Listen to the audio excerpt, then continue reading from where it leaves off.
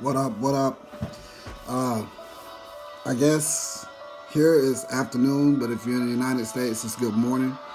Um, I coming to you guys here. I've been doing a little research lately. Going through some personal changes in my own life, trying to figure things out for the best way I can, man. We go through these spiritual changes in our life, and sometimes we don't recognize the spiritual part of the change. We only recognize the physical part of the change. As you get older, you start to realize your body is starting to change, and all of these things sometimes can be overwhelming for a person, and then you start to feel like your body is falling apart, or maybe you're sick. Some people get sick. Some people have mental issues when it comes to their physical presence, as far as people seeing them or their attractiveness, whatever you call it. The funny thing is, I've been going through all of this in my lifetime, from the 12 years in 2000, and it started maybe 2003, 2005 up until this point. I've been going through a lot of mental aspects in my life, and sometimes you kind of like, I'm gonna stop this music. You kind of just shake it off, You kind of just go with the flow or do whatever you do. But let me tell you something, man. When God shows up in your life, God starts to show out. Little things in your life will start to send you to a place that you're supposed to start to actually take inventory of your life and how you've been doing these things within your life, within your own little circle. So right here, right here is my little research thing, right? Mentally, every ailment in your body is like something that's actually caused by what you put into your body. I'm trying to simplify this. My thoughts are very sporadic right now, so I'm trying to level them off and get them where I wanted them to be, right? So let's start like this. There's a saying that goes, "You are what you eat." Everybody knows this saying, right? You hear people say this, and then guys make joke, be like, because you eat it and all this stuff, you are what you eat, yeah? The Bible says you are what you eat. The Bible says if you eat unclean things, you will be unclean. And then it goes on to give you a list of things that you should not eat. And the list is very simple. It's right there in plain writing. I'm gonna quote it off to you where it is. If you want to find the list, go to Leviticus chapter 11 and start at 1 and read. This is God talking to Moses and Aaron. And then it goes on again in Deuteronomy. And it specifies and says the children of Israel. Now, I put in this title is, asking a simple question. Does the world hate God? And do you personally hate God? Or you leading your children into the hands of Baal, into their own personal imprisonment? Now, my answer to those questions are very simple. The world hates God. It hates God in such a way that where we look at things right now and we think this is how life should be and how things are going within our own personal circle of life is only because we are not following the laws of the Most High. It's just that simple. Sickness is a punishment for introducing food into your body that does not belong there, right? It goes so far, if you ever watch this documentary called What's the Health, these things are running adjacent with all of the problems that you are going through medically, physically, mentally, spiritually. All of these things are combined because the Most High said it, and here we are, thinking that we are smarter than the Most High, that we are better than the laws, and that the laws were changed. They were never changed. God says he's unchangeable. He doesn't change. It's the same. I know a lot of people see me. You think you know me. I'm pretty sure you feel like I'm full of shit. It's whatever you want to say, but it's fine. Because what I'm saying might not be for you. I'm not talking directly to one person. I'm not looking for anybody else to verify me. If you want to know, Prove me wrong. Go do that. For you Christians out there who consider yourself Christians and devout and that you love God, you take abominations into your own church and claim that you love God. An abomination by bringing in such things as catfish, shrimp, lobster on your days. Sometimes back in the day when I was growing up, we used to have catfish fries and fish fries and stuff like that. These are abominations, pig, into your church, and there's no forgiveness if you don't repent. So publicly, right now, I ate so much pork in my life, not knowing, because that was how I was raised, not knowing that I feel to the point where I need to learn how to repent to the Most High and ask for forgiveness for all of this stuff that I put into my temple. You are what you eat. So I ate unclean things, therefore I was unclean and I thought unclean. And as I progress within the nation, within this nation of Israelite, as I get better, as I learn, it is my duty to share to the people who want to hear. Those who don't want to hear, brush me off. You don't know nothing about me. I don't know me. I'm learning me because I'm born again, right? Don't get it twisted. I'm still the same dude that love women, that love to do all these things. I have a whole lot of work to go, and I'm not judging not one single person. But I had to ask myself, is Tyree, do you love God? Do you love the Most High?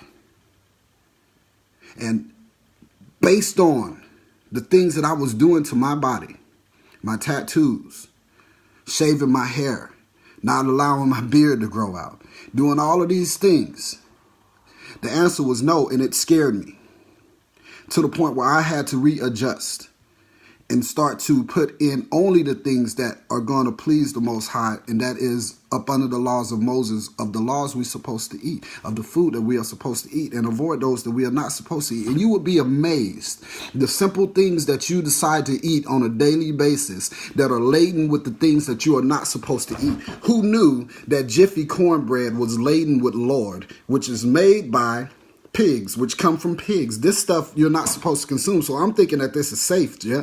And I just happened to come across a video today that said it was in there, and I read it, and it was like, man, wow, why would they put something in this that's not needed? Cornbread doesn't need that. Why would they put it in there?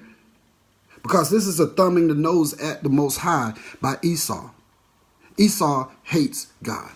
Esau hates Jake, which, if you're looking at me, I'm a representative of Jacob, the descendants of Jacob, which are, coming all the way down to the lines of Shem, all the way that stuff. You have to start understanding the history of the Bible and why the world is the way it is. You can go out and eat unhealthy all you want and put all of these things within your temple, and it's so hard to find a way to eat healthy and eat the things you're supposed to do that are supposed to produce goodness within you.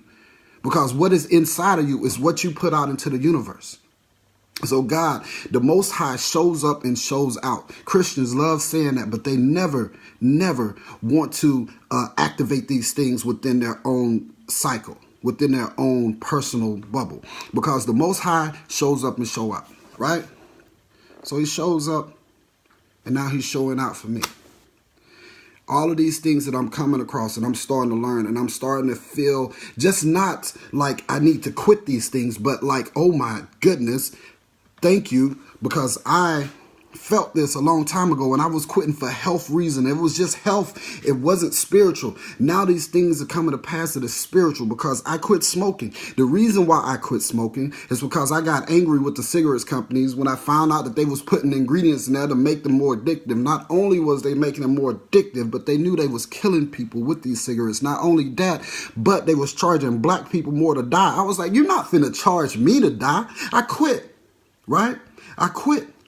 I'm like, why should I pay for my own demise? And then I'm starting to look at meat itself, the way they process the food.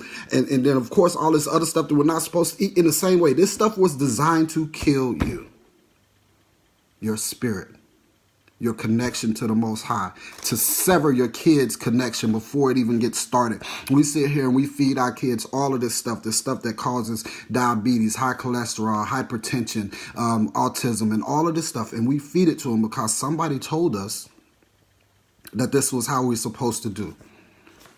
But this right here tells us not to do all of these things. So the world hates God. Bottom line, They love money more than they love the laws of God. So therefore, children of Israel, the true children of Israel, we have to get back to the laws and how we're supposed to eat. They're going to make excuses for their pork and their cheese and their milk and their bacon and all of this stuff that they use to pull you further away from the Most High, because the Most High don't want to be around you when you have this stuff within you. He says you are smoke in his nose. You know, if you don't smoke and somebody blows smoke into your face, it's offensive. Where are we at right now? Spiritually, you're under a constant attack every day.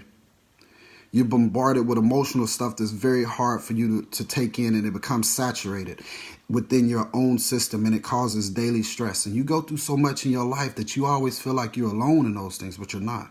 Because this system is set up to keep you stressed and to keep you from looking outside of your own personal bubble. Slow it down. So here I am. I'm trying to fight back the best way I can on an individual basis. But, you know, the good thing about technology is you can share your struggle now. So other people can see that they're not the only one who's struggling with diet problems. And they're not the only one who's struggling with spiritual problems. They're not the only one who think that as they age, they get ugly. All of this stuff happens to us normally. And then sometimes it feels like it is only you, like it's just you. Everybody else is aging and having a good life, and you're the only one that's upset. It's not. If you're going through some problems and you have all of these things that's going on in your life right now, it's because the Most High is trying to speak to you. And as I move closer and closer to the Most High, and within the knowledge that I'm learning, I'm starting to understand a whole lot of things, that there is Jesus. Jesus is real as I'm real.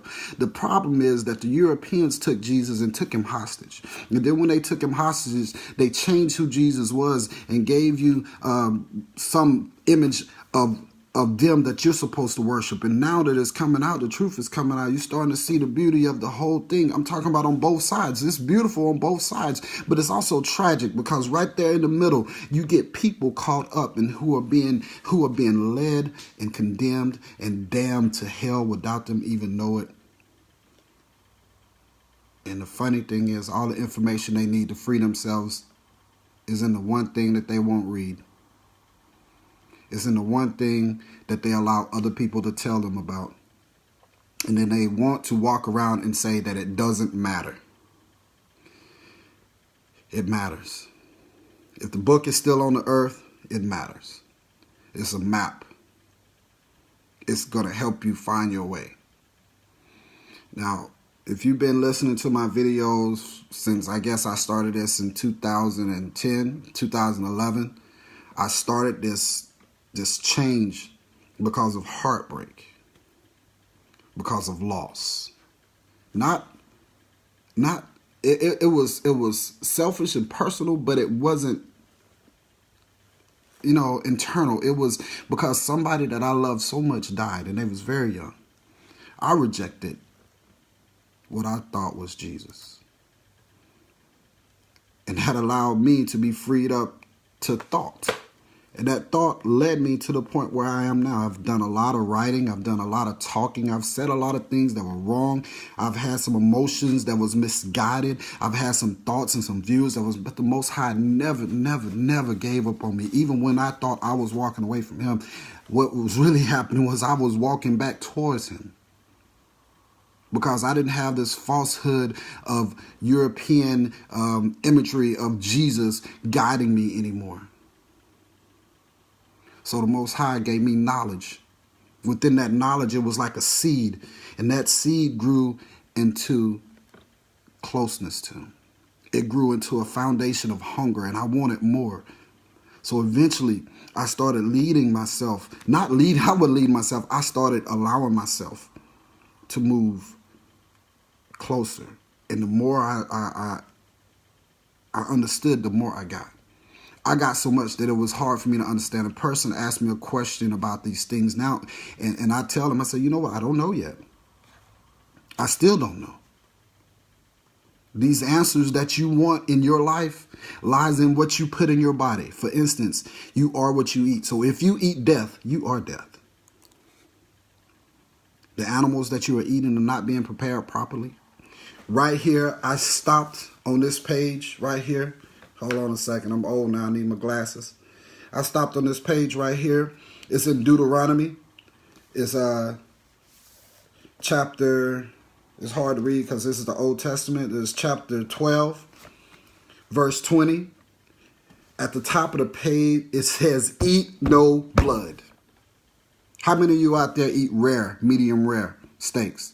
Why is that? Why is it popular? All of the things that you're supposed to, that you shouldn't do, why is it so popular? And the things that you should not do, the things that you should do is hard.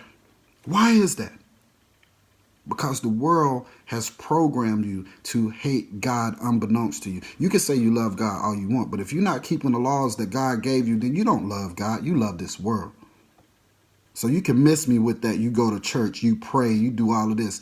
Secondly, you know, it's some personal stuff I would say, and then people are going to get mad, but it's not personal. It's not coming from me. It's in this book here, right? Men not supposed to dress or be like women. Women not supposed to dress or be like men. It's just that simple. So these preachers that have their gay lovers in their churches, they're abomination. I'm sorry. I have nothing against anybody living how they live. It is not on me to judge you. You live your life how you want to live. You ain't got to answer to Tyree. I can't do nothing for you. Right? But the Most High, on the other hand, said that any man that lie with another man, I ain't got nothing to do with that. You know? So for me and my temple, I choose not to do such things. Right? So when you say this to people, they want to tell you that it's not politically correct. I don't give a damn if it's politically correct or not because it's biblically correct. I have nothing to do with the political atmosphere of this world. I didn't set this world into motion. I was placed here. Now that I'm learning these things that I'm learning, I will do my best to live by the laws that I was given, that was given to us. Now, I was once in the belief, you know, that only the children of Israel, you know, can be blessed. But I'm learning a whole lot right now, and I'm trying to get this that the Gentiles will be blessed. And if you don't know who you are, if you're a European descent, you're a Gentile. If you're a Hamanite, you're a Gentile. You know, Ham are the Africans. Okay. If you're if you come from the descendants of Ishmael, which are mostly Muslims, then you are a Gentile. And it's not saying that it's a bad thing. It's saying that those are nations that were not known by God. You know, they wasn't rolling with the Most High. You know what I'm saying? So if you watch some of the videos I put up in the last couple of days, it's actually bringing you up to the point where I'm at now. You know, so it's hard. Now, you hear the Kurdish things or whatever they're called, the Jews that are in Jerusalem always say that you're an anti-Semite. That's wrong. You know, it's Shem, right? So Shem is the direct descendant for us, right? Now, there were 10 lost tribes and 2 tribes that ended up in the Americas, right? And then the other 10 are surrounding us, right? So that would be Benjamin and Judah. Judah being so-called African Americans, and Benjamin being your Jamaicans. The history is right there for you. It's a walk down of history, a correction of European lies for control of this world. They can have this world. Why would I want this world? Why would I want equality? Why would I want anything to do with this world? What I do want is the truth of this world. See, once I get the truth of this world, I can reject this world and walk away. I don't need the money. I don't need the fame. I don't need all of this stuff because my soul, my family soul is more important, because I've been thinking in my lifetime there's 144,000 from each tribe, but it's not 144,000. It's 12,000 from each tribe that will be saved. That's a small number. I know 12,000 people off top. 12,000 from each tribe. Not to include, I think it was Dan. One of those won't be called up. You know what I'm saying? One of those, Dan or Gad. I think it's Dan. You know? So within that circle, there are 144,000 souls. Manasseh is taking the place of Dan. That will be called up by the Most High when he returns. So, could you consider yourself in that 12,000? Are you trying hard to get within that 12,000 of your tribe to actually love the Most High and be rescued from the abominations of this world? Or are you going to continue to do the things that you do and just lose your soul? Because you can be redeemed. I can be redeemed. I'm not fully redeemed. I got a whole lot of stuff, whole lot of issues I got to work on. But in my service to the Most High, I talk to the people who will listen. And if you'll listen, then you'll challenge me. By challenging me, you go learn this for yourself. You'll watch the videos that's put up. You'll question everything and everybody because the governments of your life, where you live at, of your region, don't give a shit about God or you. They're all about profit, and their God is Baal, and they've proven it. The Catholics are the scourge of the earth. Their God is Baal. All of them who has the Father, the Son, the Holy Spirit, anything that's based on a 3, they don't give a shit about you. The Most High, Yahweh and Yahshua, you better understand. You better start running to these names and starting to figure it out. Try the way to figure it out, because that's your only salvation. I can't save you. No man in the church can save you. No matter how much he scream and shout and tell you that God said, no, he can't do anything. He is an actor. Just like these people on the news, they're actor. They're putting on a show to keep you in a trance. Because the longer you stay in a trance, the more money they're going to make off you. The longer they keep you sick, the more money they make off you taking the medicine. They don't want you to be cured. They want you to stay sick. Sounds familiar, right? Pharmaceuticals. There is no cure. The only cure is what you put into your body. Isn't that crazy?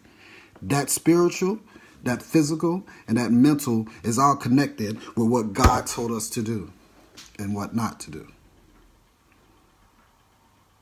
If you was born in this world with a issue within your perfect body that God created, it's because your parents had some impurities in their body which was passed along to you. It's in the book. So if your kid has an impurity, it is a punishment that you gave them because of you not following the laws of God. This is crazy. It's real. But the world will tell you that it doesn't matter. You're supposed to eat chicken eggs. You're supposed to eat pork. You're supposed to eat meat of all kinds. The Bible says you don't. It gives you a specific list of the things that you can and cannot eat. And you think that when you get sick, when your body is afflicted with an illness, that is something that has to do with your DNA. Yes, all of these things are within your DNA, but in 1993, they weaponized DNA because they broke down the code and they understand how to make you sicker by putting certain things within your palate. Sodium, tritium, all of this shit that they putting into your food with the ingredients, with the excuse of it makes the food more palatable. For who? Spiritually disconnecting you from God because you're not supposed to have those things within your diet. Whether you be Christian, whether you be anything that's on this planet, if you claim that you love God, then you're supposed to follow the laws. It does not matter. So you love this world. God said that it would be easier for a camel to go through the eye of a needle, than it is for a rich person to enter into heaven. Yo, that's... So for you out there that's looking at these rich people who come online on the TV and sell you these beautiful products with their smile. Oh, it's delicious, it's good. These people going straight to hell. They got a job, man. They don't care about you because they're not researching these products that they are out here peddling to the masses. And they're working for Baal. They tell you to drink this, drink that, but you never hear them talk about the ingredients. And when they do talk about the ingredients, the devil shut them down. You don't see them no more. Then they're considered crazy or whatever. And then they roll a clone out in front of you and claim that this is Dave Chappelle. I used to feel like being in here was making me crazy. Me in my head was making me crazy, but it's not, because the Most High been working on me. You know, and if anybody know anything about mechanics, sometimes you got to break down that engine and redo it. And that's what the Most High been doing to me, breaking it down. So the month of March, right, was my decision to not eat any meat. I was like, I'm not going to consume any meat in the month of March. And as you know, I started probably on the 27th of February, you know, and I feel strangely healthy. I don't feel weak. I get protein, you know, because I eat, like, you know, vegetables and stuff like that. But the pain that's been coursing through my body since 2004 is not there. And my mind is searching for this pain. Even the new pain that's been going on with me lately, my body is surging and my brain is looking for it, and it's not there. It's not sending those pain signals back. And I have little aches and stuff that's still there. You know, they're not going to go away right away. But just to realize that when I cut certain things out of my diet, my body reacted. And it's in the book. So I want to be positive within my views and within my thoughts and what I'm offering to everybody, because, you know, I've been out there and I've been negative. I've been very condescending of people, and sometimes I would take this Bible and beat Christians over the head with it to prove a point. But you know what? There's no need for me to prove anything. I am not the judge. I'm only somebody who's been blessed to receive some of these lessons and to start to understand them. Because I tell you what, people say, well, I read the Bible, I just don't understand it. Then you're not ready to receive it. I've been there. I read the Bible and I didn't understand it. But see, God decodes things when it's your time. But you got to show God that you're ready, that you can do this, that, you know what I'm saying, you got to keep going, because the Most High is only going to call who he calls. And you know, you get a man who goes to all the high schools and get all the esteemed degrees and everything, and he wants to be a preacher, but he don't have no message, so he has to be an actor. Then you get simple-minded people. I thought I was cursed. My ex-wife, my first wife, told me that I was destined to be a street preacher. And I thought that was the worst thing, because back then, when me and her first met, I was 22 years old, and I still had this mind state that I have now. I was searching for the Most High. I didn't know that I was searching for the Most High, but I was trying to reject the status quo of the European Jesus. Don't think that me saying the European Jesus mean that I hate white people. I don't hate nobody. Because those same white people are also trapped. They're also condemned and cursed. They're just on the other side of the curse right now. But if you go and you read this Bible, you understand that this was their job. You start to understand what's about to happen and why things are transitioning the way they are, and why Esau is acting a fool, why Donald Trump is acting a fool, why white America is acting a fool. You start to understand, because the writing is on the wall. Their eyes may not see it, but those who are devils, where Baal lives inside of them, where Lucifer lives inside of them, that spirit recognizes these things, and it's starting to act up, and it's moving them emotionally to be evil, to justify one of God's kids, his Israelites, his tribe, his best tribe, being murdered and left in the streets, being shot in the back, hung by the neck, castrated. All of these things are right here in this book. And there is no escape for anybody. This is a life that you're either going to choose to be right with the Most High, put the right things within your cycle, within your life cycle, or you're going to choose to ignore the Most High and love this world, and you're going to burn with the world. I don't condemn nobody to hell. That's not my thing. I'm learning. As I walk through this life, I'm learning. I'm 44 years old. I've experienced so much in this life that I'm not ashamed to tell people the things I've done. As you can tell, I'm really struggling right now. If you're not paying attention to any of my other videos, I use a lot of slang and a lot of cursing, but this time I'm trying to not allow those words to fall out of my mouth, because I feel like as I grow, I need to get that clean as well. I need to be able to talk to people. Just because you use a bad word every once in a while doesn't make you a bad person. But in the same sentence is sentiment of when you're trying to make a point, it doesn't mean that you have to hit it with a motherfucker.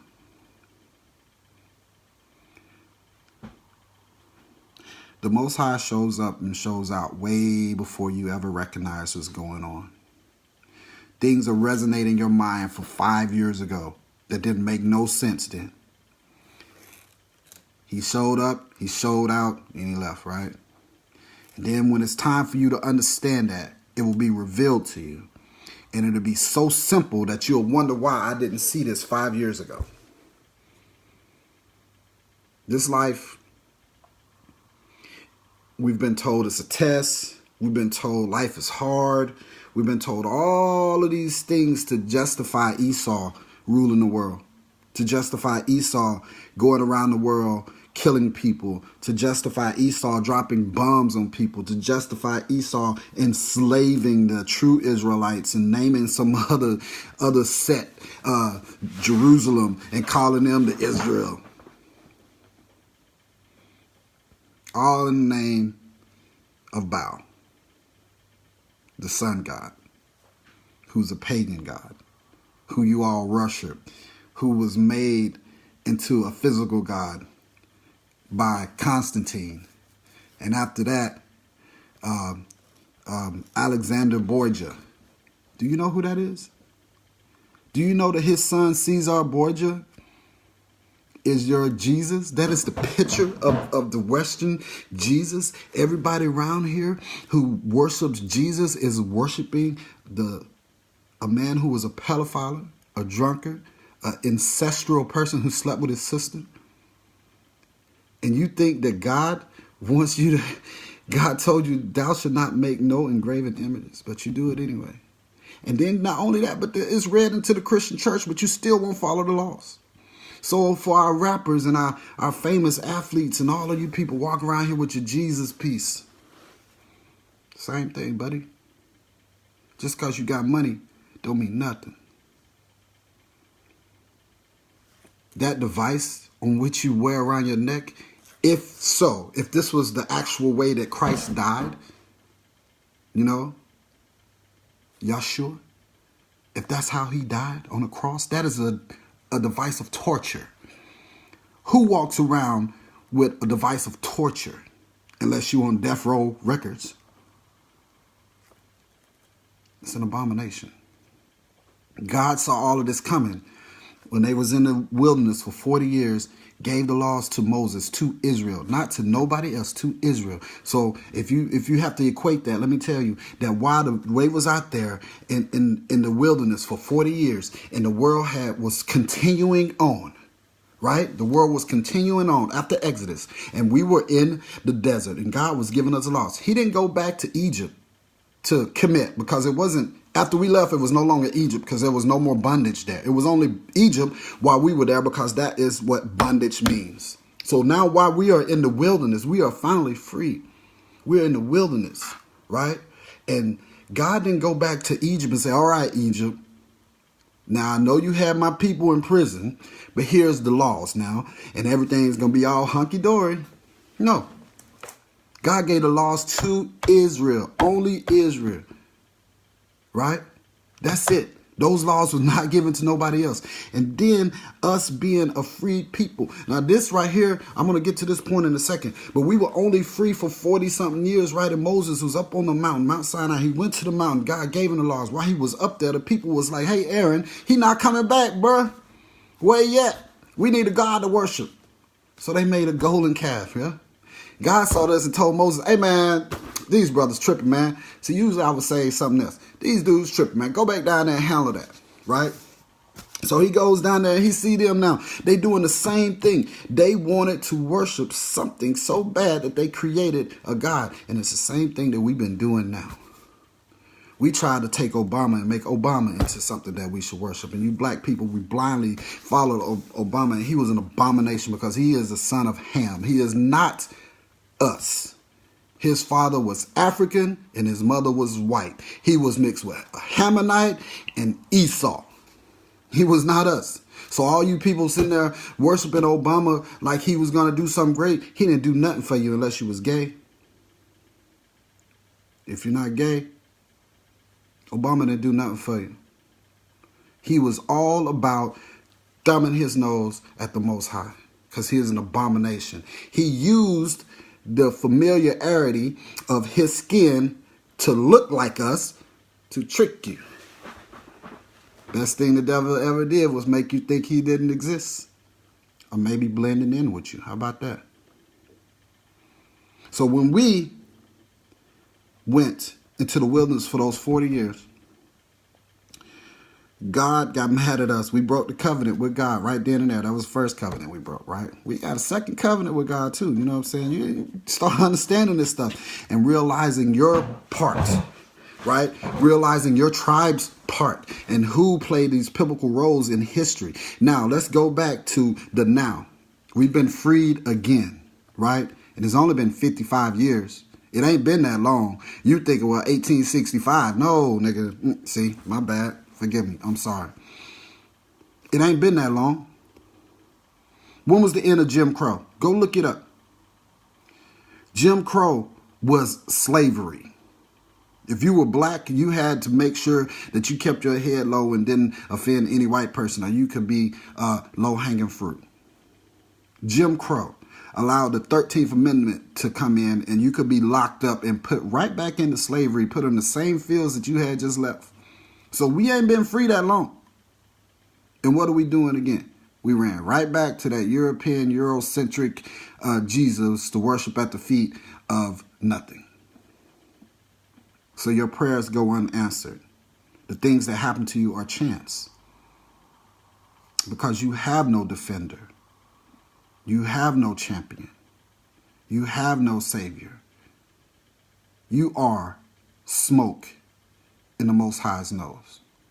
Do you love God? Then why don't you keep his commandments? Do I love God?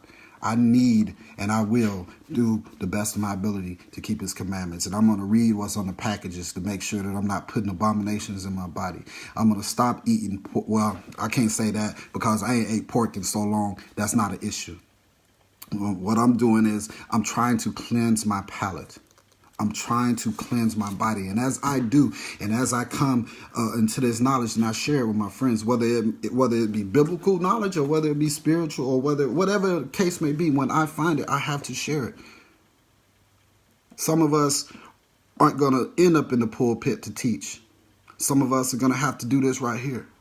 Some of us don't want the fame. I love to sing, and I always thought that was going to be my gift. You know what I'm saying? I was going to be able to sing and make a whole lot of money and have a whole lot of women. You know what I'm saying? I had the opportunity, and I was like, yeah, I could have made it, but the Most High didn't want me to do that. He had something else in mind. So he shipped me out into the world and let me know. So I was out here in the army running the streets, chasing everything that had a slit. You know what I'm saying? The Most High is like, all right. You know, got married twice, tried to slow down. And he was like, all right, just let me wild out, right? And then here I am now. Everybody who knew me in my life probably don't recognize me right now. I ain't talking about, visual. I'm talking about spiritual. I used to have some great conversations with people, man, because I was mad at Christianity. I hated Christians. But why? Christians is not your fault that you're blind. Muslims is not your fault that you're blind. Tyree is not your fault that you're blind. The world created this myth, and we all were fed the same thing and tutored into a certain belief. It's called indoctrination. Those of us who find a way to get away and become free, we start to gravitate towards people who are like-minded because we see them. Actually, we see them. I've had conversations with army buddies who told me, man, I rebuke you in the name of Jesus and all of this stuff. I'm sitting there looking at them like, you can't rebuke me with air. You can't rebuke me with anything. because I don't serve no devil. You know what I'm saying? You can't rebuke me. God is working on me. And God saw me to say something to you, to give you something that I didn't even know that was coming out of me. And he gave it to me to give to you. And we both didn't understand it. But guess what? 5 years from now, it's going to pop up because the Most High shows up and shows out. It doesn't matter the time. So he shows up and show out. And then we both understand it in our own time. So here I am now. My boy J.W. Bentley rolled up in here. I don't know if you're still here, but me and him had a conversation one day downstairs. And we was, I think it was cleaning weapons or something. He was like, man, you always on that stuff, man, you know. But you know what? The beautiful thing is I ain't back up off mine. He ain't back up off his. But me challenging him made him go and look into this stuff for his own way. And he started seeing things in a certain light. And he started to understand too. I don't know where he is in his understanding now. But you know what? When you start to free yourself, buddy, that's it. It's a wrap. Can't nothing no more tell you anything about who you are. You start to recognize yourself. When you start to recognize yourself, nothing else can come up and say, hey, man, you a thug. Hey, man, your people are drug dealers. Hey, man, your people, can't nobody tell you nothing about you no more because you start to understand who you are, you know?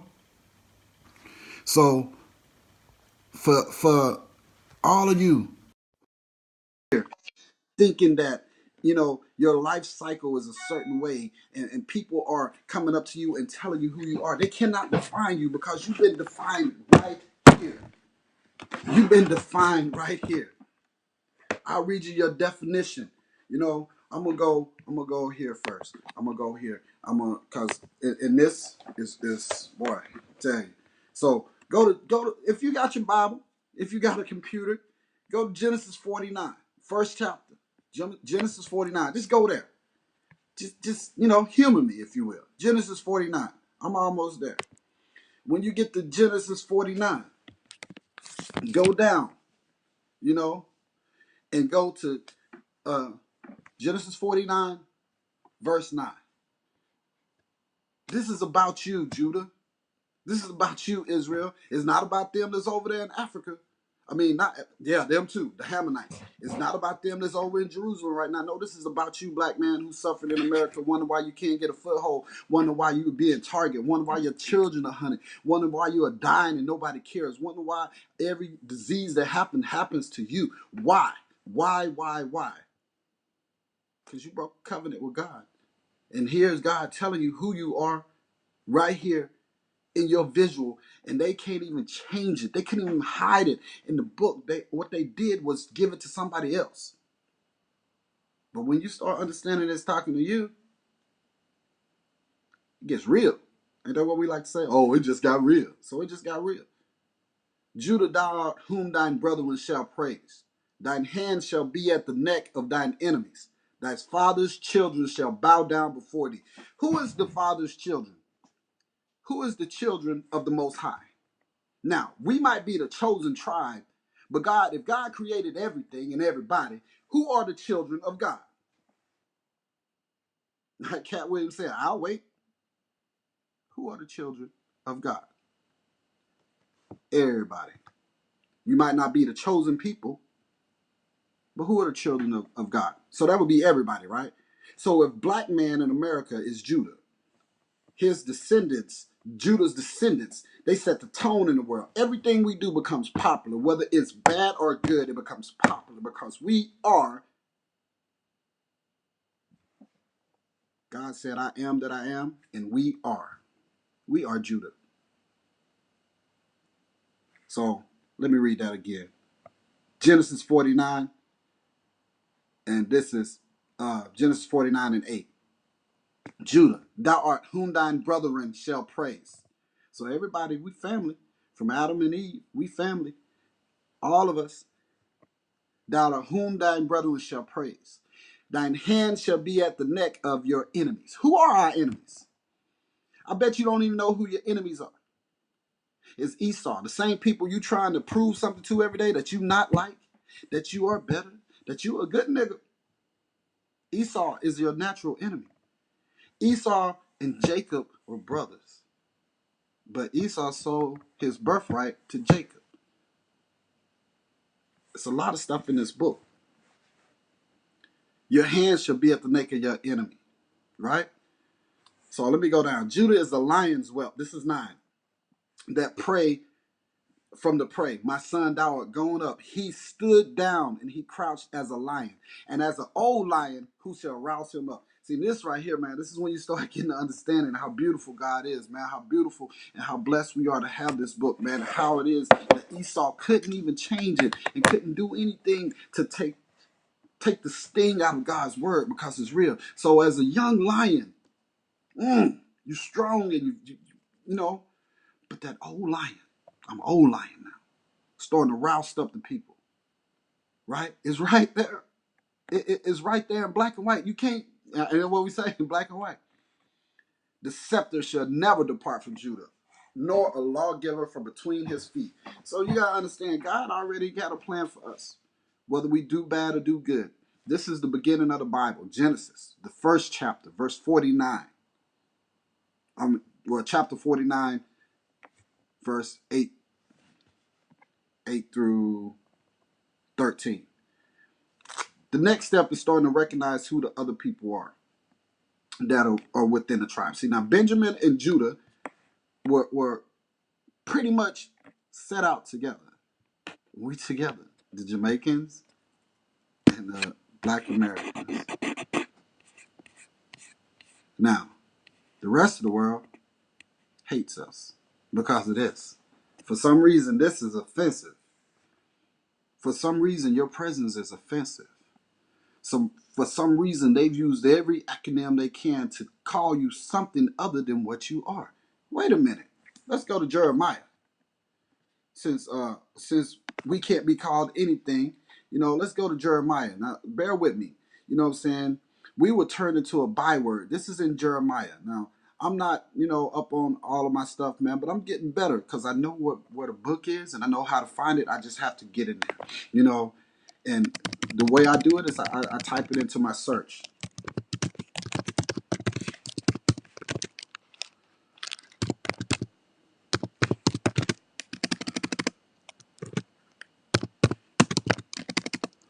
And I let that go, and then it finds it, and if I'm right, you know what I'm saying, and then it finds it, it'll find the verse for me. But usually, right now I'm probably not gonna find it. So, either way, it's in Jeremiah. I'm gonna find it and I'll stick this into the video so everybody else can go read it. But look, God says He's gonna turn us into a byword. We would no longer be called what we are. Was this nation was the nation of Israel, the tribe of Judah. You know what I'm saying? We were separated from the other 10 tribes. And if you watch those videos that I put up the other day, you can actually follow the history and understand why the things they are. Now, the people in Jerusalem right now claim to be the Jews.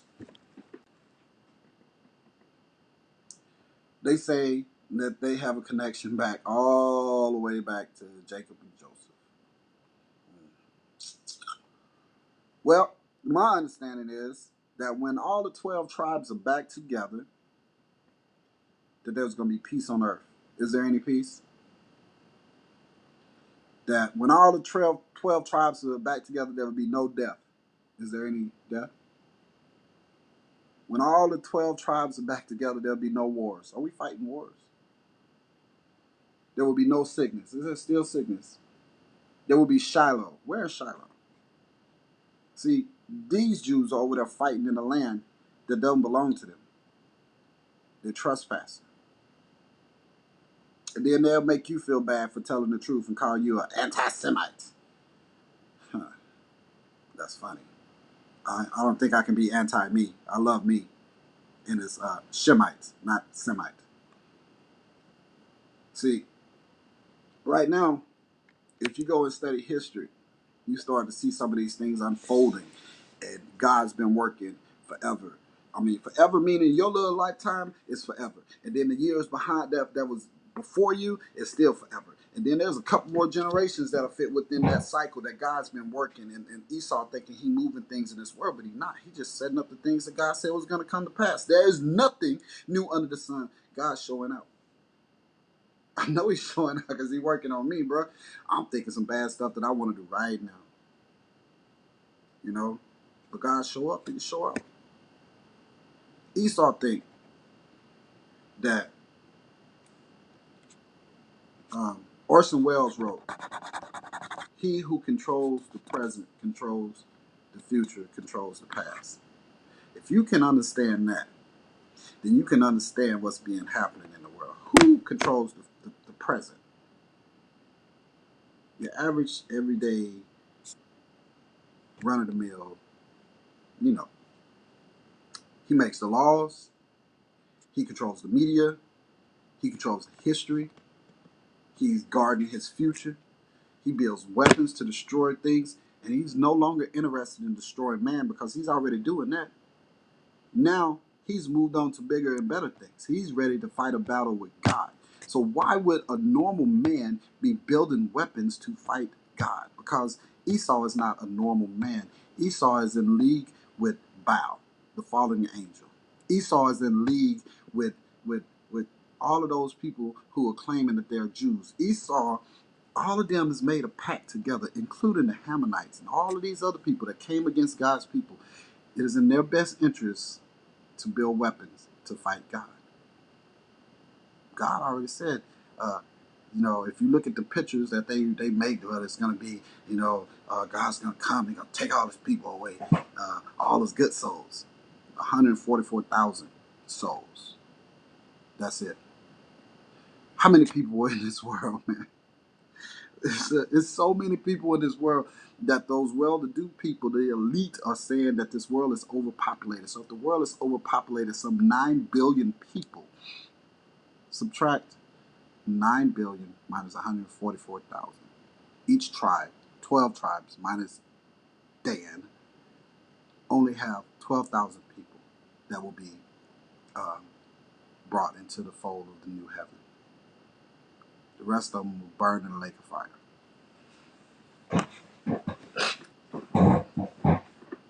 You know 12,000 people. You've been with 12,000 people at one time. You've been in crowds and stuff. That's not very many people. You probably got 12,000 family members. How do you sit down and pass out tickets to heaven to those family members?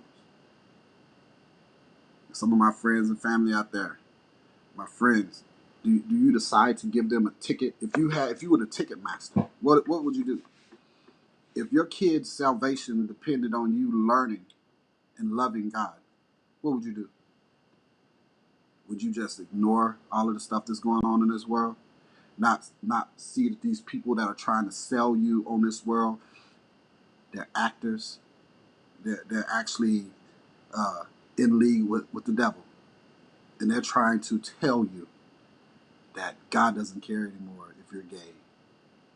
God doesn't care if you eat pork. Yeah, he said in the Bible that it doesn't matter. God doesn't care about this or that. What would you say to your kids when God comes back and he only wants to clean? And you had it in your ability to protect them spiritually, but the world told you that it didn't matter. What are you going to tell them? I don't know what I'm going to say, if I fail. And I'm hoping that I don't fail. So what I do now is, this is my stance. I reject the world. There ain't nothing good in it for me. But if I can draw out those people that are good souls and that are willing to listen, he that has an ear, let him listen, and willing to help me, listen, willing to draw closer together. We can hold hands, sing Kumbaya, and run behind God like he the ice cream truck if you want to. I'm with it. But if you ain't got nothing good, if you want to come into my circle and try to put this poison within me, man, I don't need nothing to do with you, man. I'm done with all of that. I'm not crazy. If any of you know me, I'm very reasonable. I'm funny.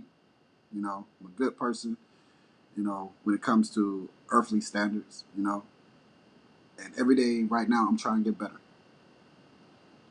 But I cannot sit here and ignore all of this stuff that's going on within this world in this time frame and say that it's okay and it's normal. It's not okay and it's not normal. This is the end game. Whether I'm right or wrong, it might not come to my time while I'm here on this earth, but it's end time. It's right. We kicking Revelations in the head, right? God trying to wake a lot of us up, and a lot of us are ignoring Him. Like how you ignore your woman when you're in the bed and you snatch the cover from her. She be trying to take it back. You're like, get off. we got decisions to make. Nobody's trying to scare you. The preacher don't want to teach you anything. He just wants you to come in and bring them money. See, because he's ordained by the government to preach God's word. That don't make no sense at all. He's ordained. So if he ain't preaching the right way, they pull his license and he can't preach no more. What? That don't make sense. So he have to preach a certain way. He even joined a league of pastors and preachers that they meet up and they discuss doctrine and what to be taught and how to be taught and what not to teach. And they all fly there on their little private jets. Jesus rode a donkey. Bro, this world hates God. This world puts stuff in your food, in your body, to be an abomination unto God. And then they'll tell you, whether you know it or not, my people should perish because of their ignorance. It's in the Bible. We won't go try to find it. And when somebody try to tell us and help us and lead us, or bring us into another life, we dismiss them as being crazy or something wrong with him or get thee behind me, Satan. If that was really true and you really said that, then the whole damn world would have to get behind you. I'm not sure I want the devil behind me. Just away from me. It's funny. For you Christians out there who believe that you walking in faith, put all your money in my bank account and pretend like it's in your bank account. Just have faith that it's in your bank account. Let's see how that works out for you. I'm just saying. You can't walk on faith if you don't have knowledge. You got to marry the two. Even science is used for God to prove that God is divine and over this world. If you don't believe me, go read Exodus and put it into scientific terms and understand how bad God is. I'm talking about, how we use bad. Like, man, that dude bad, boy, he can ball. Yo, if God was an athlete, I just use something to try to equate things because you got to make it simple. My learning experience is a little bit higher than some people, and then my understanding or even me divulging this information might be a little bit higher. So I have to be able to bring these messages so people can actually understand them without them going over their head. So I ask you a simple question, and then I answer it for you. You don't love God. If you had pork, if you had anything made out of gelatin, I'm a victim of that too because I love gummy bears. So I cut that out of my diet. If you've been eating food the wrong way, if you eat a steak with blood in it, yo, look at this. Right there. It is right there. Eat no blood. It's in the Bible. King James verse. Look at that. If you eating food with blood in it, rare, all you put up this stupid picture talking about medium, dark, all this stuff, talking about what unfriend me if you down here. I unfriend you if you want me to. I don't care. I ain't eating no blood. All you out there who was infatuated by vampires. Look at that. See, this world hate God, so it glorifies all the things that God tell you not to do. You sitting there, I love to show true blood, man. But you know what? I didn't have the spiritual Hebrew understanding of these things. That is an abomination to God. A vampire drinking blood. The story was good, but I didn't understand the concept. Even some of these shows where you see bloodletting and all of this stuff, man. Blood is holy because no matter how much they try to kill the black people or the Mexicans or the Cubans or the Dominicans or the Indian, the Native Americans, and all of these people, you have to understand what they cannot destroy is the bloodline. Your bloodline dictates who you are. So if you can trace back where your family comes from, you can actually know who you are. So my family comes from the tribe of Judah. There might be some Jamaicans out there. Your family comes from the tribe of Benjamin. You know, Um, I'll put up a picture later. But you start following back all the way to God moving us around, to the times where we rode into Greece and taught the Greeks how to bathe. I taught the Europeans how to take care of themselves. From the time that the Moors, they tried to call us Muslim because we came to Europe and we got rid of all the hairy people over there, the Neanderthals who were mixing with the Europeans. You better do your history. They can't hide this no more. It's right here. We were not Moors. We were Hebrews when we landed there. And they helped us right after the Exodus. But somehow, some way, they went crazy and they tried to steal everything from us. Every great nation has imprisoned Judah. The Assyrians, the Babylonians, the Egyptians, the Romans, the Americans. History don't lie. Like Jay-Z said, numbers don't lie, bro. 12,000 is not a big number. You think you could survive off 12,000 for a lifetime? That's how much. That's not a big number. So spiritually, do you hate God? Are you raising your children to hate God? Are they going to raise their children to hate God? Are you the root of the hate for God that's being passed through your generations? Who is the root of the hate that's being passed on in this world for the Most High? Why do we do the things that we do in clear present? It's like we are on stage and we're performing for the Most High, and all we giving him is bad stuff. That's it. 2 thumbs down. Do you hate God?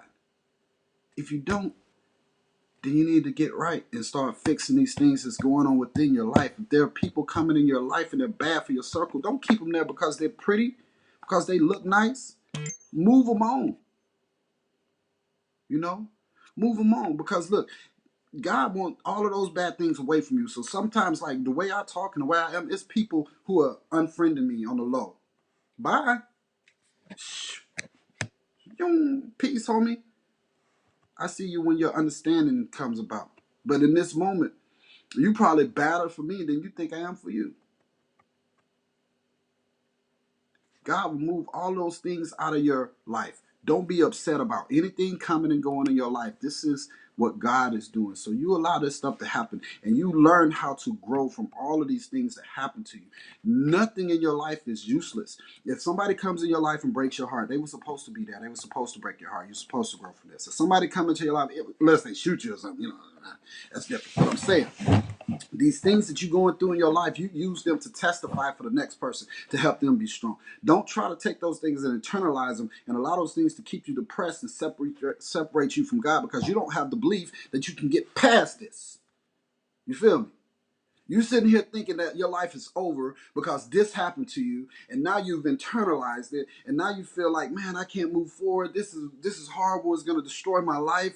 All of this stuff. No, it's not. God gave you this as a gift to testify to the rest of the people, to say, hey, look, man, I went through this. So, hey, look, y'all, I had a car repossessed last year.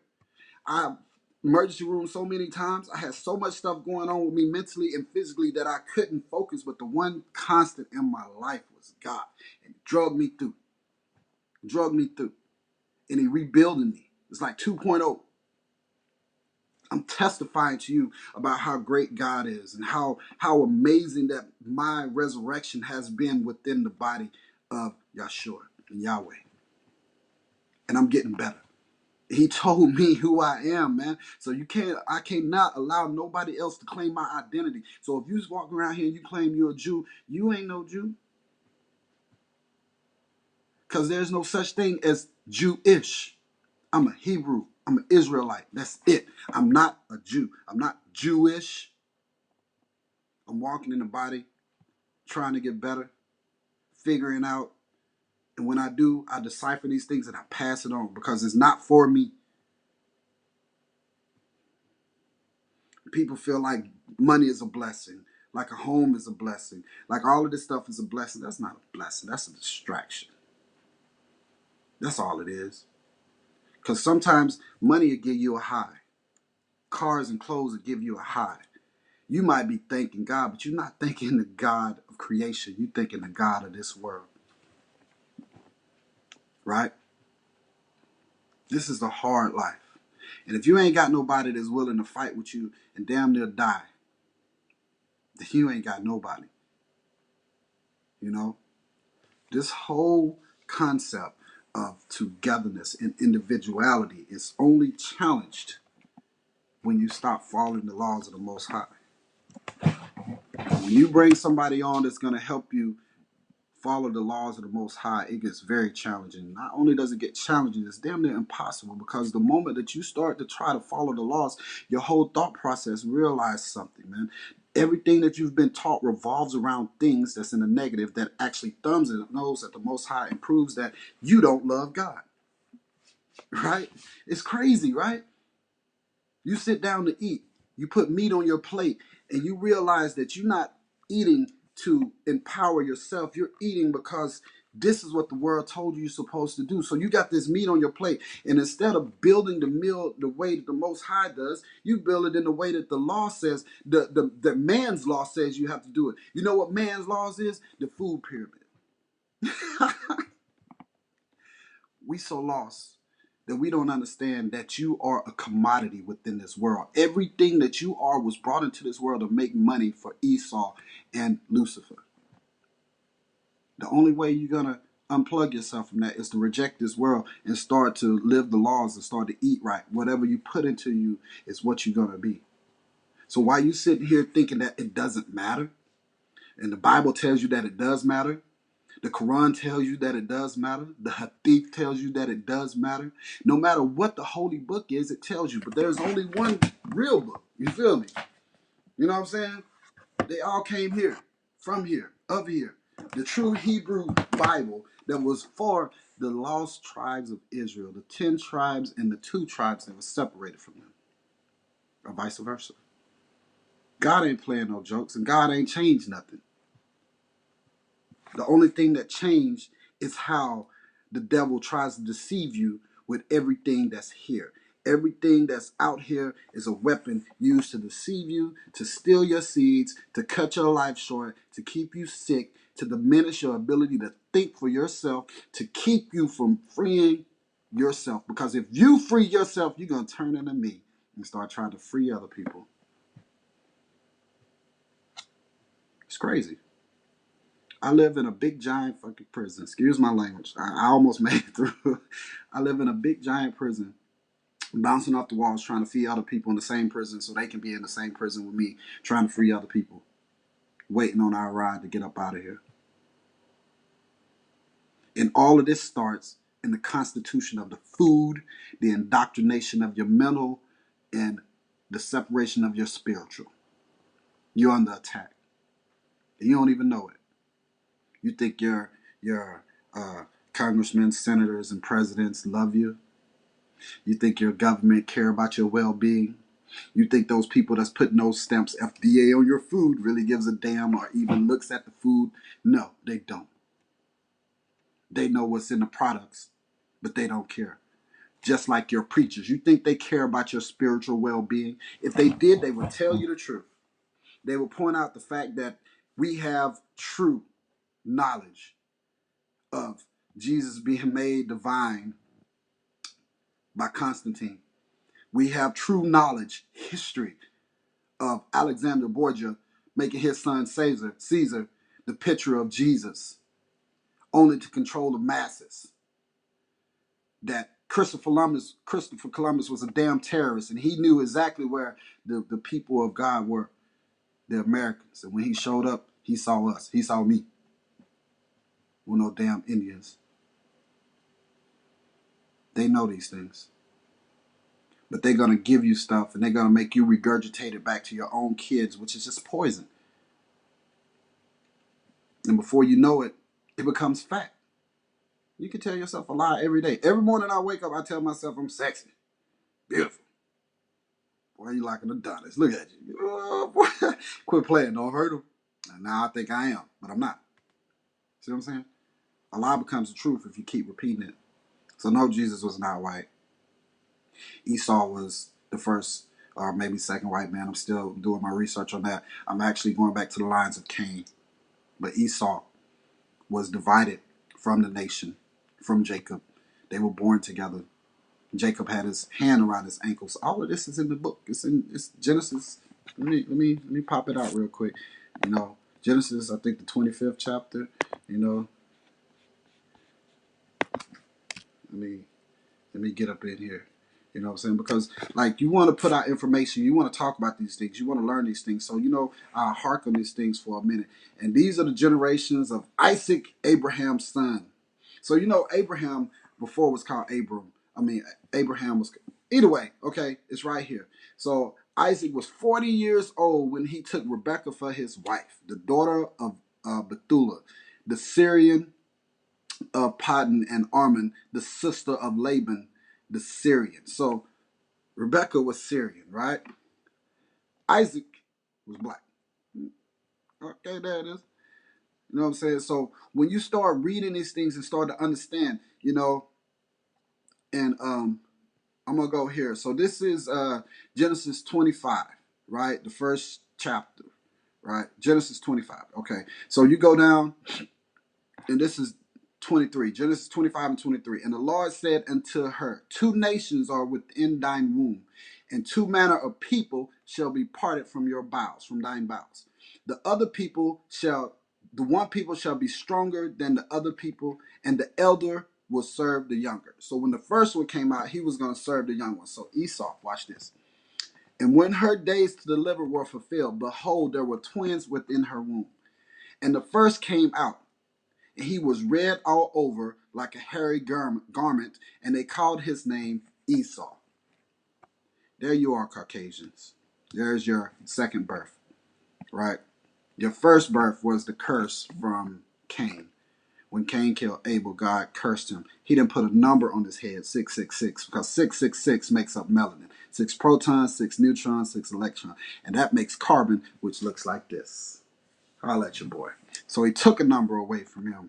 So he turned into 5. So no longer does he produce melanin or carbon within his skin. So therefore he is white or red. Okay, as we move forward, right? Now this is not to promote hate, because there's no hate, because if you just heard what I said, Cain and Abel were brothers. So therefore we are all brothers. Now, Esau and Jacob were twin brothers. They was born together. Science proves to you that there are identical and non-identical twins. So this is science within the body of Yahweh. Holla at your boy. All right. So as we move on down, so we go to, and when her days, this is 24, and when her days to deliver, behold, there were twins in her womb. And the first came out, and he was red all over like a hairy garment. And they called his name Esau. That's Esau. You can look this up. It's in Genesis, the 25th chapter, and is verse 25. All right. And after that came his brother out, and his hand took hold of Esau's heel. This is in the Bible. This is stuff that they don't preach to you in church. They don't teach you in church. Because if they start teaching this, they got to explain some stuff to you, and they ain't been taught how to explain it. Because God gives you understanding. You can learn this book all you want, but if you don't get understanding from the Most High, you're not going to know nothing. You're just going to know the words. So here's your understanding. This is me, my understanding, my interpretation, my gift from the Most High. And if I'm wrong, challenge it. Learn it. All right. And after this came his brother out, and his hand took hold on Esau's heel. His name was called Jacob. And Isaac was 80 old when she bore him. So, Isaac's Rebecca, you know what I'm saying? All right. And the boys grew up, and Esau was cunning and a hunter, a man of the field. Those are the explanations. This is the personality of Esau. This is who he is. He's a hunter. Who loves to hunt, goes all over the world and kill exotic animals? Not me, but I got the answer for you. Go look it up. Go pull up a picture of a man beside a lion, a tiger, a bear, anything big. Who loves to go around the world and hunt things all over? Caught it. All over the world. Hmm? Who loves to do that? Who's into blood sports and loves this? Huh? You don't know? I'm pretty sure you know. And Esau was a cunning hunter. Wait, he even hunt men.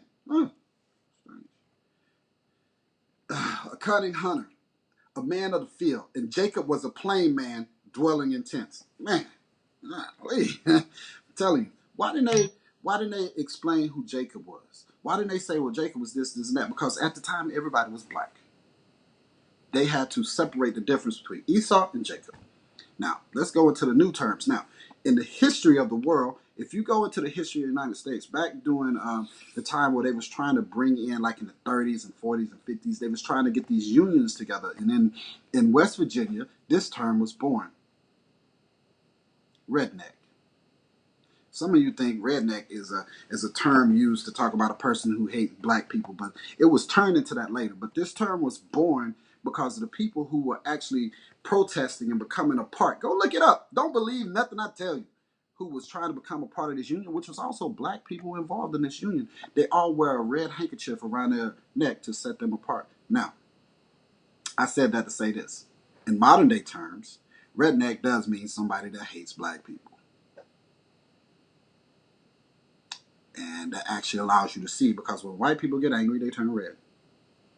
Most of them hairy as shit. You know what I'm saying? God don't play, right? Set things in motion, and they rolling, and it comes to be revealed to you. And when it's time to be revealed, you have to understand these things. Question everything. All right. So as they grew up, blah blah blah, and Isaac loved Esau because he did eat of the venison, but Rebekah loved Jacob. And Jacob sawed pottage, and Esau came from the field, and he was tired, he was faint, and he said unto Jacob, feed me, I pray thee, with the same red pottage, for I am faint. Therefore was his name Edom.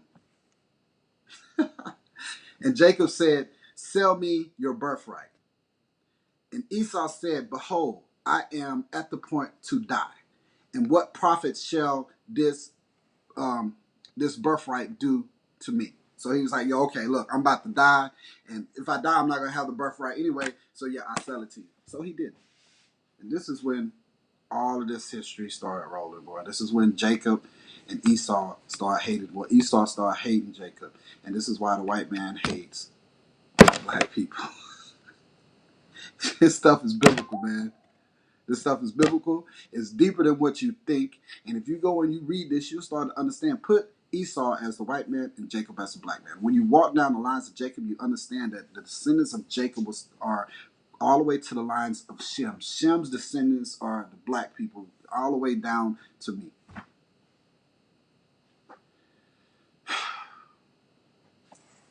You don't have to believe me. Let's just go here. This is the 1611 version of the Bible. This is a family tree of everybody that I'm talking about. You know what I'm saying? It ain't no joke. The coolest thing is, when I got this Bible, I did not have any clue that this was in here. So it has Jacob. Here it is right here. Jacob. Let me turn the camera around. Give me a second. There's Jacob right there. I need to highlight this, right? And it goes all the way down, you know what I'm saying, to his people. You know? It's got all the people in there. This is Reuben, right? All of it. This is real. Okay? This is not something that Tyree is making up. You know what I'm saying? These are family trees of the Bible. You look at this stuff and you start to realize that this is a 1611 version of the Bible. A lot of this stuff is left out of that little black Bible that you got. You know? Look at this. If you can see that, look at that. You see Cain's line right there, all the way down. Yep. And look at that. That's Abel. Nobody. That's Seth, all the way down. And then when you start tracing these, there's Noah. Look at that. There's Noah's three sons. Japhet, Shem, and Ham.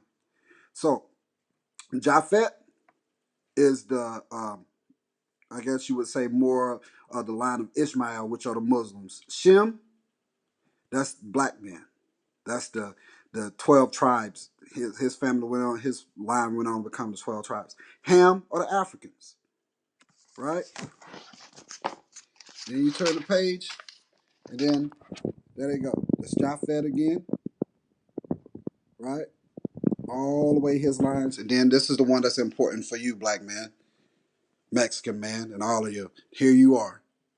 Your descendants comes all the way down here. Let me get, it's crazy how we can actually, how the Bible can actually walk those lines back and find who you are. It just takes a little bit of research and a little bit of wanting to love God, wanting to understand, wanting to free yourself. But as long as you stay within this world, and it said what, something about, I can't remember exactly how it was set up, but I'm gonna paraphrase. What good is one eye if it costs you to burn in hell? So you should pluck it out and throw it away. So all of these things and anything that comes into my life that's not trying to help me get to the point where I can glorify God and be clean in His eyes, I don't want you around me.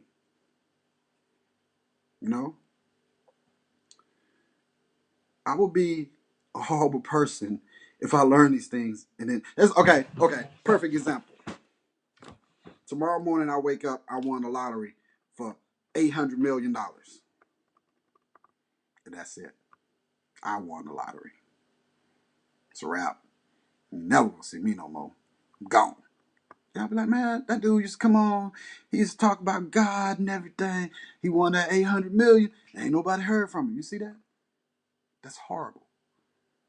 This is worth way more than 800 million. This information, this stuff I'm learning is worth way more than anything that man can ever create.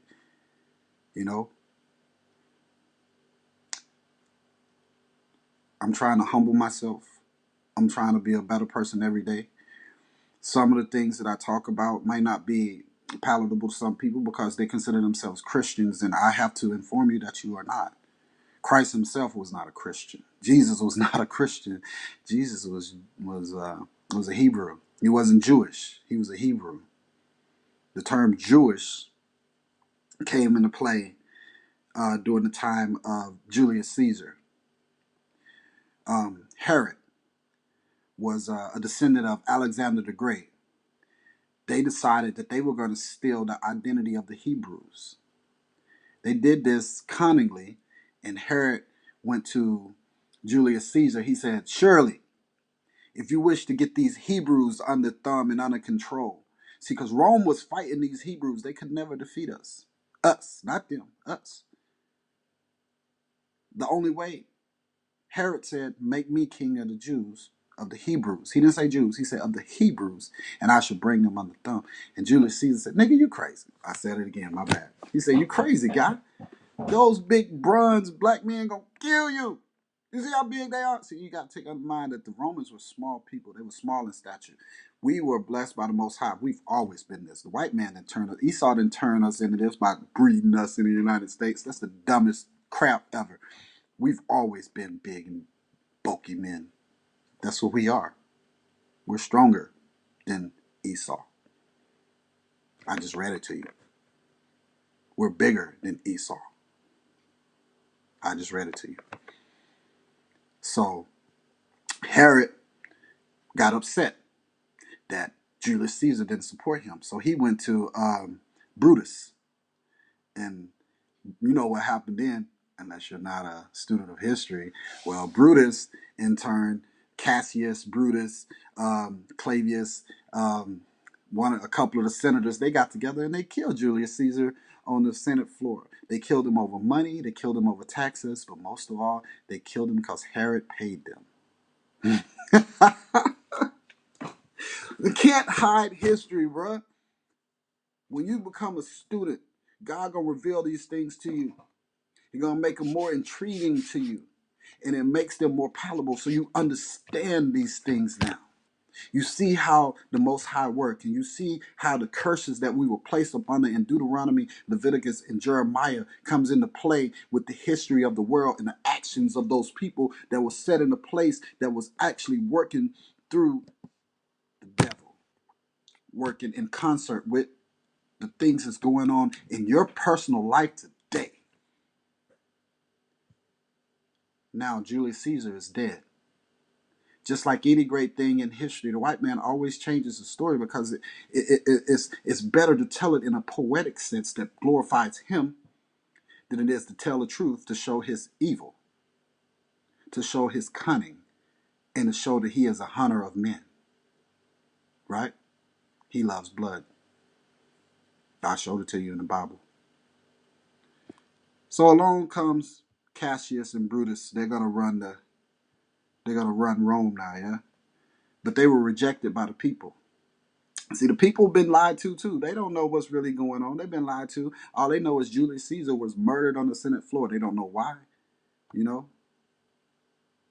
So they run Cassius and Brutus out of town. They had to flee. If you go back and look at history, go look at it. My history teacher back in the day, Eddie Reed, used to say, I know that I'm right about it. I always looked at him like, this fool crazy, but like, hey, I know that I'm right. So Brutus and Cassius flees, and then comes Mark Antony. Yeah. So here's Mark Antony. He knows what happened to Julius Caesar. So he gonna play ball. So Herod went to him and said, hey man, look, put me in charge of these Hebrews. I'll bring them under thumb. Now, if you know who Alexander the Great is, then you do realize that Herod was not a Jew. He was a Jew, but he was not a Hebrew. You understand? Alexander the Great was Greek. He was a Macedonian. So therefore, he was Esau. When Romulus and Remus went into Rome, they made a pact with the devil. This is how Rome became powerful.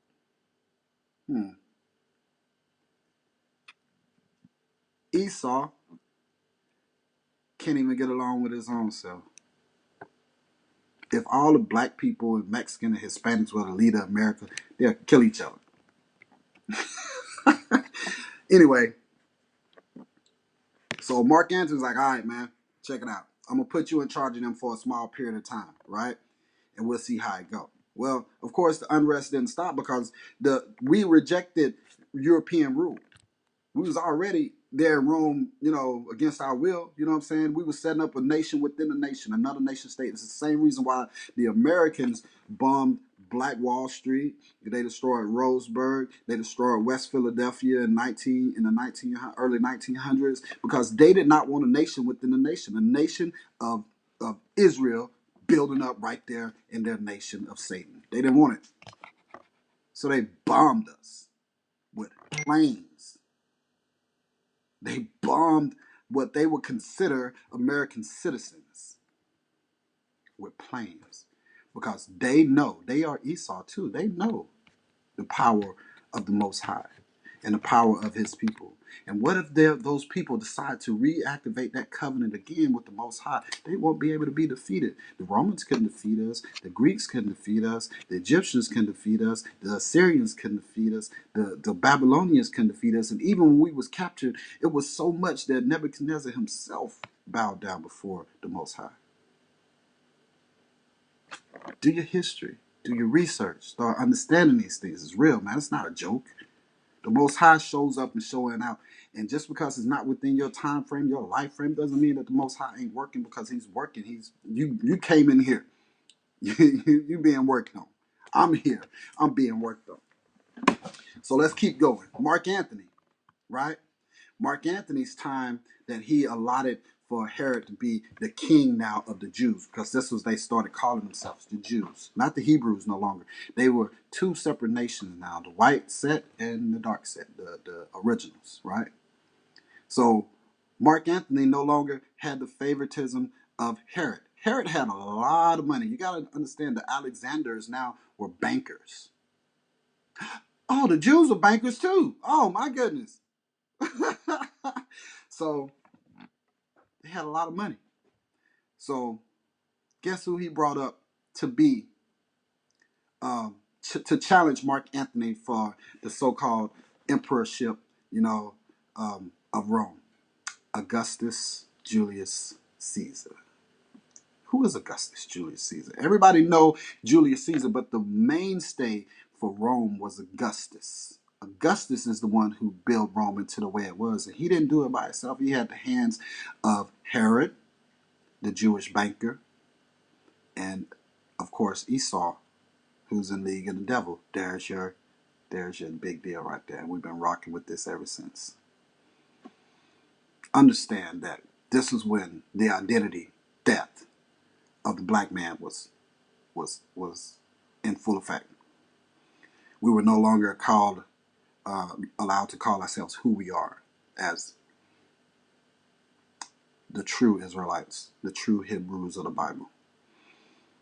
And we were separated from our God by the creation of Christianity by the Flavians, which was the next generation of leaders after the fall. Well, not the fall, but I guess you will say, I forgot who. Titus was the last. Of the Julius Caesar line, you know. And after them, Flavius, the first Flavius, took over, and this is when they wrote the story of Jesus Christ. They changed the history of the world, just like that. And you think it was Pontius Pilate who killed Jesus when it was actually the Flavians who killed Yeshua, right? Do your history, do your research. They moved these stories back in order to fit a narrative, right? Why would Rome decide to serve God, the true God? Why? Constantine figured it out. But both sides rejected it. The Jews now who were in power, and as well as the pagans. And the only way that they could get everybody to serve was to create a sun god, which was the white Jesus Christ. And they put the little crown of light. You see the light? Put the little crown of light over his head to let the pagans know that he was a sun god. But the Jews still rejected it because the Jews knew exactly who Yahshua was. They knew exactly who Jesus was. Jesus was black. And he told them he was black. And then, not only that, but they wanted to boil him in excrement of every animal. That's doo-doo. Yeah, man.